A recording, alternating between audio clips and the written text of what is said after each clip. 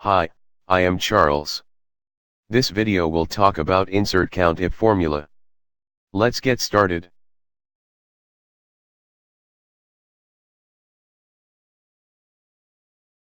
First, click on the Formulas tab.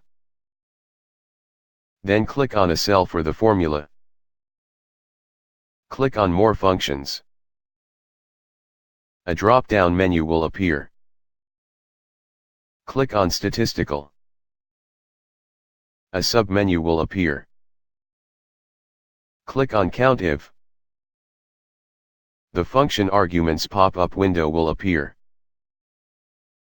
Type the range in this box. I will type DEPT, that is the range name for cell D4 to D11. Type the criteria that defines which item will be counted. I will type G5.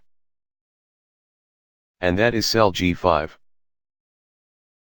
Then click OK.